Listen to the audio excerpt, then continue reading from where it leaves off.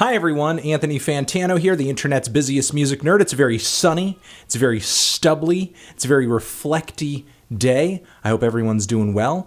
And it is our weekly track roundup. Yes, our weekly track roundup.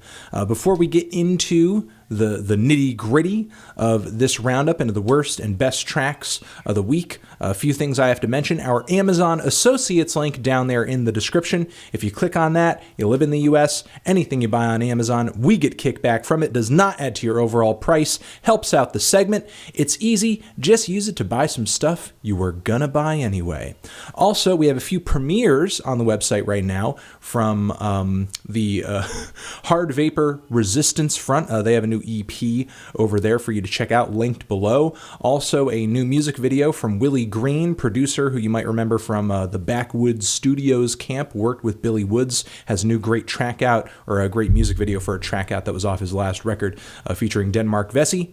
And also, we have a track from Wax Fang. It's a bit of a piano rock epic in 3 parts. The track is titled Pusher. Very good song. All premiered on the website, linked below. Check them out. Okay, let's rip the Band-Aid off. Get into the worst. I got to scroll down here. The worst tracks of the week. Oh, the track. Oh, God. Oh, God. Okay, the first track I have to mention here is a cover song. It is a cover of one of my favorite tunes, the song Blue Monday by New Order. And this apparently is a track that is to be featured on the Atomic Blonde soundtrack, which is an upcoming action film, which if you have not seen the trailer for it, it looks badass as fuck. Lots of bullets and fists flying in all directions. Looks really exciting. And Health, the band Health, has done a cover of New Order's Blue Monday. And this cover is so... It's so lifeless. God, it's like having sex with a dead person. I'm not really sure what to say about it beyond that. It's really that uninspired. I mean, it's such a great song. The band just hands you greatness, and just to do a cover, you just got to follow the blueprint. Follow the blueprint. Just make sure the performance is passionate. Make sure the performance is exciting. But rather, Health's interpretation of the song is really like a cold fish, unfortunately. And it's not that hype of a tune, you really just got to kind of give it a little to make it work. But they fell short despite the fact that the bar was not set incredibly high. But I digress. Let's get into the next track over here. Really kind of thrown for a loop with this new track from Woods. They have a forthcoming album titled Love is Love. And this is the title track off of it. While I appreciated some of the funky grooves off of the band's last album, and while it's always been pretty apparent that groups such as Grateful Dead have always been a point of influence for Woods, it just sounds like they've gone full funky jam band on this track. It's doing nothing for me. At some point, a line was crossed, and this is just not my cup of tea at all. Like the grooves just seem really, really corny, and the tune isn't really all that inspiring either. It seems like the track is more about this groove that they're kind of harping on again and again and again, but there's not really that much substance to the songwriting, in my opinion. The vocals no longer seem like they're all that much of a focal point either to the band's sound on this track, but I'm going to try the new album. I'm going to see what's up, although I am very much let down by this track. However, this song is nowhere near as terrible as the new single Iggy Azalea just dropped. She's back. After all the drama, all the facelifts, all that stuff. Everybody in the music industry almost disavowing themselves of her. She's now back with a new single with, guess who? Lil Uzi Vert. Like, who... He's just like, hey, why not? I mean, barely any people like me anyway. I'm not that likable to begin with. I'm not really taking a risk by doing a track with Iggy Azalea. The track is titled Can't Lose, and it is a loser of a track. It is awful. It is bad auto-tune pap. It's top 40 trap. with Iggy Azalea sounding as horrendous as ever, with her weird affectation that she puts on when she raps, which is nothing like how she normally talks. And it's just a silly, bland pop rap song. So just throw it in the recycle bin. If in fact you made the horrible decision to download it.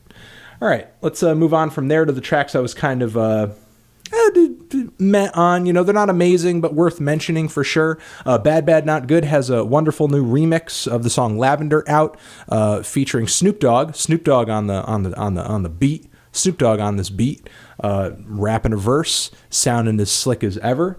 We have Real Estate with the song Stained Glass. Some very pretty guitar passages all over this track. Some very nice arpeggios too, just very springy, very bright, very relaxing guitars. But, as usual, the vocals and the tunes that Real Estate brings to the table don't really do too much for me. But, the guitars sound really nice if you're looking for something pleasant.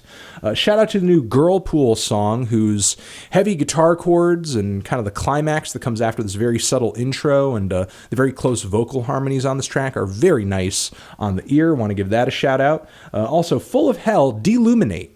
Full of Hell, of course, I'm looking forward to their new record. I've enjoyed what they've been doing recently, really noisy, really abrasive, really experimental stuff.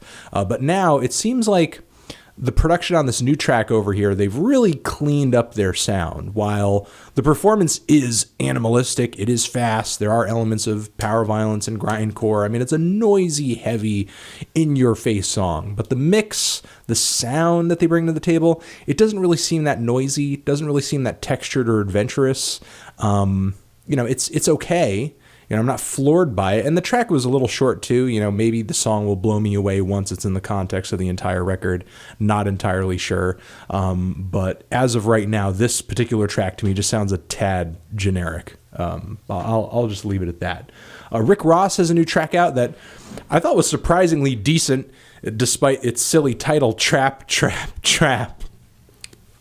I don't know if you saw, but there was this awesome promo image of Martha Stewart with a cake with the cover of Rick Ross's forthcoming album on the cake. So he promoted his new album using a picture of Martha Stewart with an image of his album, which is pretty fucking insane and off the wall, but I digress there.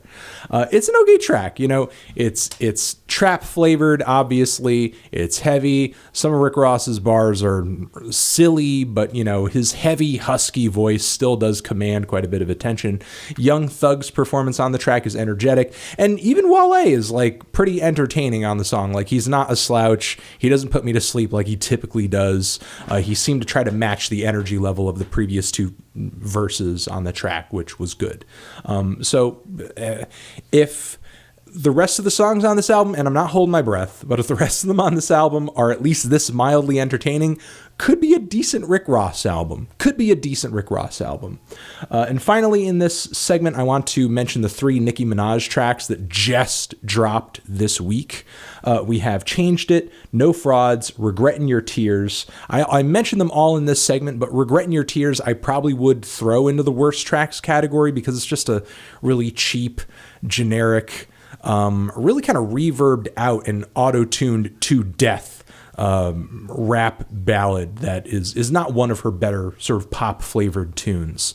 All the effects that her voice is sort of awash in on this track really kind of sucks kind of the personality and the passion out of the track, and it's just really a throwaway.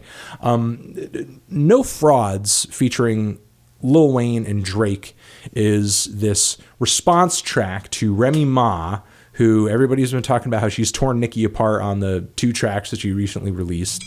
Nicki's response, in my opinion, is kind of mild. It's an okay track. She doesn't really get as down in the dirt and as personal with Remy Ma as I think some people were hoping for. Maybe Nicki doesn't know that much about her. Kind of the most cutting thing is she's like, oh, I have pictures of before and after your surgeries. Well, we have pictures of before and after your surgeries, Nicki. So it's like, what do you, it's what that's not really dirt.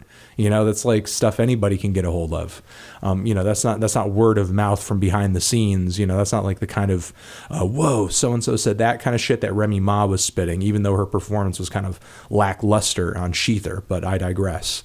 Nicki's performance was fine. It's just when you got down to the lyrics, the lyrics were not that cutting, and sometimes it seemed like she wasn't even rapping directly at her. It's only apparent who she's rapping about because we have that Remy Ma track to go off of. I mean, it's okay. It's a little too subliminal for my taste, but Nicki, again, the performance and the instrumental is pretty decent. My favorite of the three tracks, though, has to be Changed It. Definitely a banger, trap flavored, charismatic performance on this one. Sure, maybe it's not as direct or as topical as the Remy Ma response, but it was definitely, I think, the easiest track to vibe to out of these three, and that will do it for the tracks I was kind of indifferent toward. We have quite a bit of music here in the section that made it into the best tracks of the week. This is a good week for music, in my opinion. Let's get going into this section. Remember, all this stuff is linked down there in the description box. Your Old Droog has a new track out titled Grandma Hips featuring Danny Brown. Your Old Droog has a new album out titled Pax. I'm not going to say too much about this track because I'm going to review that album very soon. Very good bars, grimy East Coast vibe on this track. Danny Brown performance is good too, so definitely check that out. Also, Mastodon with Andromeda. This track is the first track I've heard from this forthcoming Mastodon album that actually sounds exciting. Actually sounds like a metal track. Doesn't sound like the Foo Fighters trying to do a Queens of the Stone Age cover like the last single that they dropped. This sounds like a legit, exciting, epic, somewhat progressive metal song, and they pack it into 4 minutes, It's a very dense tune, has some nice riffs, good energy on the track. Not sure if Mastodon is going to pull through with this record, but at least this song I am enjoying. Freddie Gibbs has a new track out titled Crushed Glass. Freddie Gibbs is back with some bars on this new track, sort of making reference to the rape accusation that he had caught over in Europe, what held him over there for a little while, and talking about some other recent stuff going on in his life too. There's not really an amazing hook on this track to speak of, but a very grand, atmospheric, epic instrumental, and Freddie's performance on this track I would say is pretty good too. So if you're sort of looking for a bit of an update and looking to kind of hear where Freddie might be going next sonically, because this is a pretty epic track in my opinion, as far as like the presentation of the instrumental and Freddie's performance, he sounds hungry on this track. Maybe he's going to go down this road sort of bigger, more ambitious on his next record, not sure. That would be interesting though, but it's a good track. Fleet Foxes has a very long and a very linear and a very grand ballad with 3rd of May and Odaigahara teasing toward their next full-length album. It's been a while since Helplessness Blues came out. Love that album so much. This new track over here, it's going to take you a while to digest it, okay? It's not very immediate. It's not a straightforward, sort of grand ballad in the way that I would say Helplessness Blues was when it originally dropped and teased toward its forthcoming album. This one is a little bit of a slow burner, so you really got to sit with it, give it multiple listens, kind of untangle it because there's a lot going on, and it's not... I would say very direct. It's kind of an elusive track. So give this thing the time it takes to kind of warm up to you a little bit, because once you do, guitars are beautiful, vocals are beautiful. The way the song winds and twists is very kind of inspiring too. A very interesting track from Fleet Foxes. Very unlikely lead single, unlikely teaser, but I think for people who are hardcore fans and have the patience for the band's sound, it works. Alt J, also the very patient teaser track, 3WW. I hope there's not some kind of fucking thing that stands for. I'm not entirely sure. But it's also really, really low-key ballad. I mean, Alt J went quieter on their last record, and it seems like they're trying to go even quieter with this new track over here. For people who are kind of underwhelmed by the last record because it was so obtuse and it was so subtle, the band is continuing in that direction on this track. Though I thought some of the melodies and some of the guitars on this thing were really beautiful. Obviously, it made it into my favorite tracks of the week section. But Again, keep in mind, it's a slow burner. You got to give it some time. Power Bottom with the song Answer My Text. I've been seeing these guys getting posted all over the internet. Up until this point, I've just been like, why? Where's the hype? I'm not hearing anything I'm all that excited about. I'm not like being floored by any of these songs that I'm hearing. And then comes this song Answer My Text, which is this really funny, tongue-in-cheek track about getting someone's phone number and texting them and, trying to get some kind of romantic connection going. But there's like, obviously the other person is not answering back sort of in the timely fashion the person texting would like them to. They're kind of getting ghosted a little bit. The hook is fantastic, singing Answer My Text, you dick. Definitely a feeling that we've all had before if we've ever texted someone who we've been trying to date or something like that. This is the kind of thing that, in my opinion, if rock music, if indie wants to be popular in the modern age, it needs to engage on the kinds of experiences and emotions, talk about the kinds of things that young people are experiencing and dealing with. This is like the kind of emotional sort of turmoil that young kids go through when they're not getting that response from someone that they're interested in, and they're talking about it sort of in a modern and a contemporary way. I think there are other bands and not that every band needs to make a song about texting, but I think there are other things that groups could be engaging on that are also modern, also new, also contemporary experiences that I feel like are kind of getting thrown under the rug by rock music and are getting engaged on every level by other genres of music like pop music and hip hop. But rock is still staying over here with like a fucking rotary phone. It's like, what are you doing, dude? What are you doing? The good people over at Constellation Records are teasing toward a new Do Make Say Think album. The song Bound and Boundless is the teaser track to their forthcoming album. And this song exemplifies why this group is one of the more unique and underrated bands in the post-rock and the instrumental rock genre.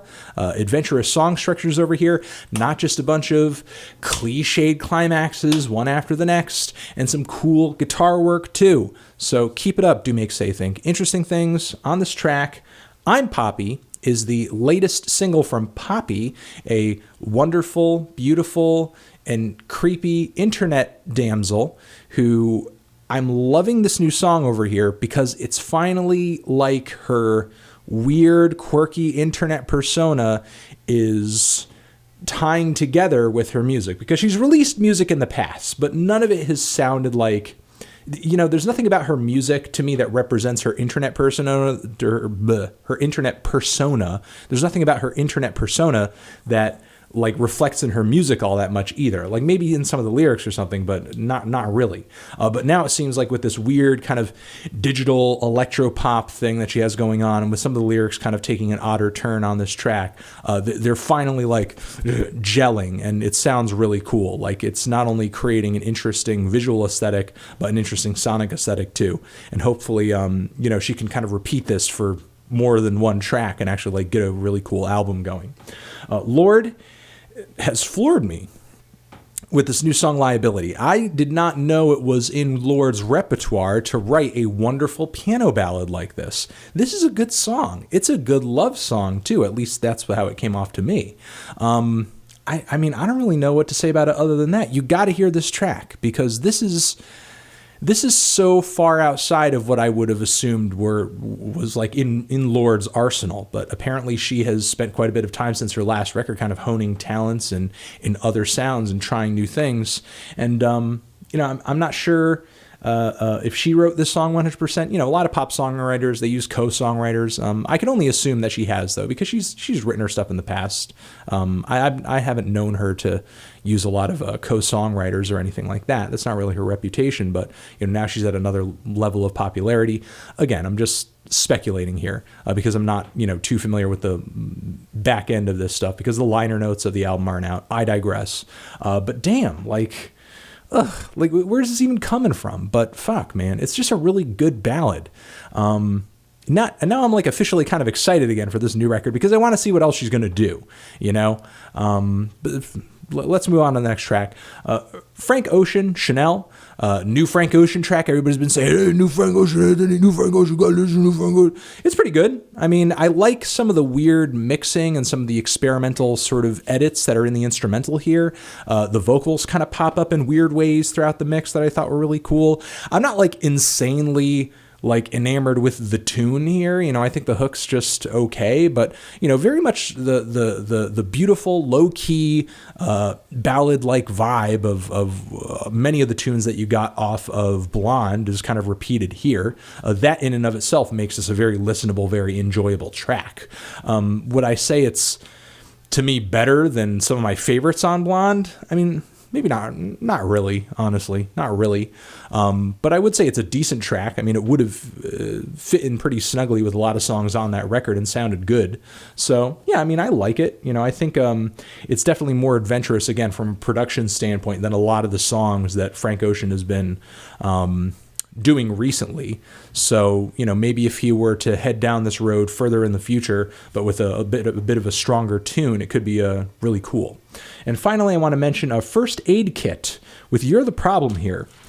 And this is an incredible fucking song. Like, First Aid Kit's last record was a little bit of a disappointment for me because a lot of tracks on there were kind of bland, and it seemed like lyrically it wasn't as strong as their previous album. Like, there wasn't a whole lot about the album that was blowing me away. But this song is this song's a monster. But what sort of makes this song so incredible, not just the vocal performances on this thing, because it seems like they're doing something a little more raw on this thing.